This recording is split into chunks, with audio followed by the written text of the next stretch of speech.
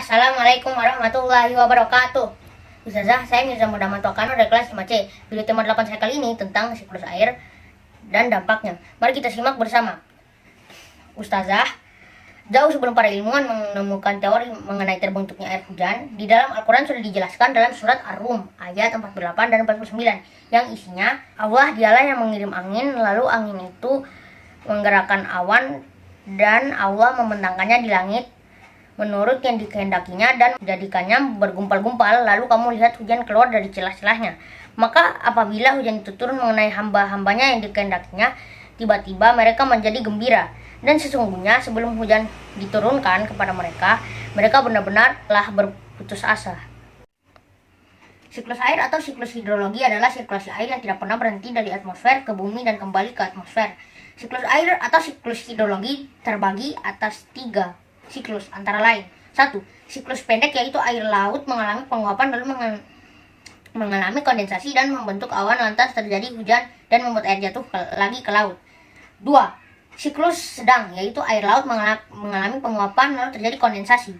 Uap air lalu di bawah angin ke daratan dan membentuk awan di sana. Kandungan air dalam awan lalu turun menjadi hujan di daratan. Airnya menuju ke sungai atau danau, kemudian kembali ke laut.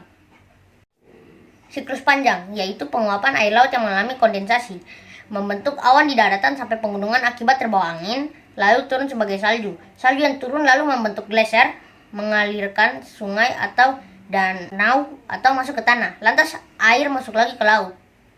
Nah, siklus panjang dimulai dari evaporasi sampai ke infiltrasi, lalu ke laut, ke sungai, dan langsung ke danau. Nah, siklus sedang dimulai dari evaporasi sampai ke aliran langsung ke laut. Nah, siklus pendek dimulai dari terbentuknya awan sampai ke infiltrasi. Tahapan siklus daur air. 1. Evaporasi.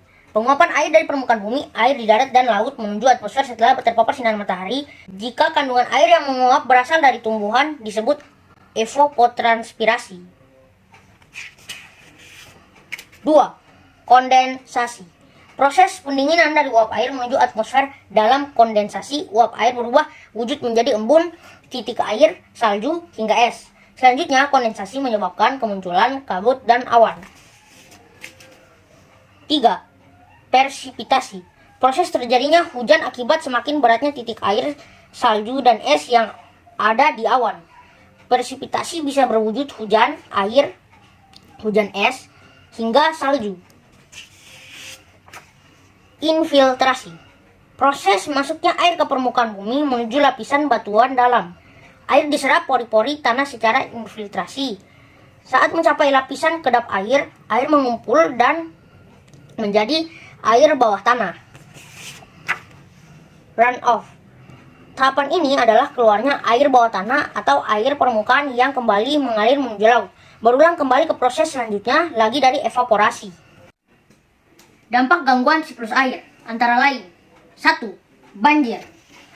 Banjir terjadi akibat siklus air membutuhkan tumbuhan sebagai agen penahan aliran hujan. Tapi adanya penebangan liar sehingga tidak ada lagi pohon untuk menahan aliran hujan. Apalagi di musim penghujan, intensitas air sangat tinggi. 2. Longsor.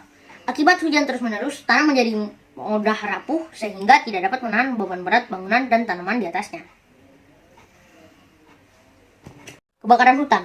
Kebakaran hutan dapat mengganggu kelangsungan daur hidrologi karena salah satu fungsi ekologis hutan adalah dalam daur hidrologis.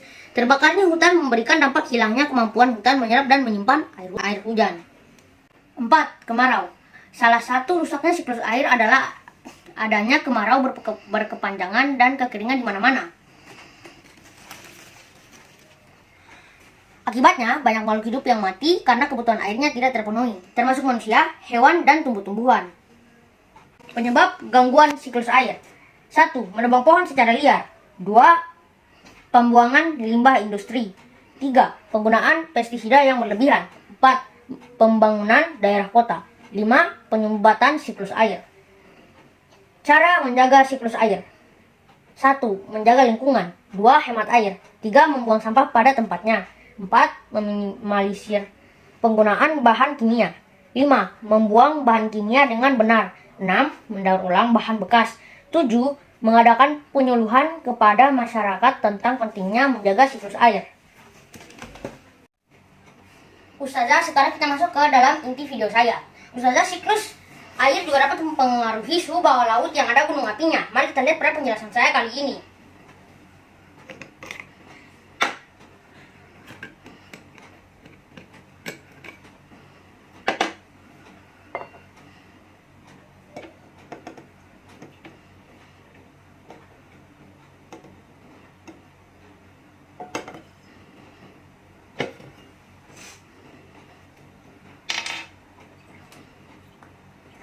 Air yang saya beri pewarna merah ini saya ibaratkan sebagai lahar panas atau gunung api bawah laut. Sedangkan air yang dalam toples ini adalah air laut yang dingin. Sekarang saya masukkan wadah ini ke dalam toples.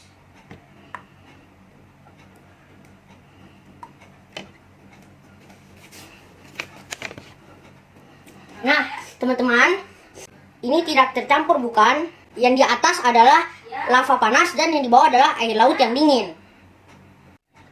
Akibat hujan terus-menerus di lautan menyebabkan air laut menjadi dingin sehingga saat gunung bawah laut meletus lahar panas dan air laut yang dingin meskipun sama-sama cairan atau liquid tidaklah mudah bercampur. Air laut yang dingin yang molekulnya lebih padat sedangkan lahar yang panas molekulnya merenggang dan meleleh ke segala arah menyebabkan permukaan laut seperti beruap atau mengeluarkan asap. Sehingga makhluk air di sekitarnya dapat mati karena keracunan dan mati kepanasan di bawah laut. Sekianlah video saya kali ini, semoga bermanfaat. Wassalamualaikum warahmatullahi wabarakatuh.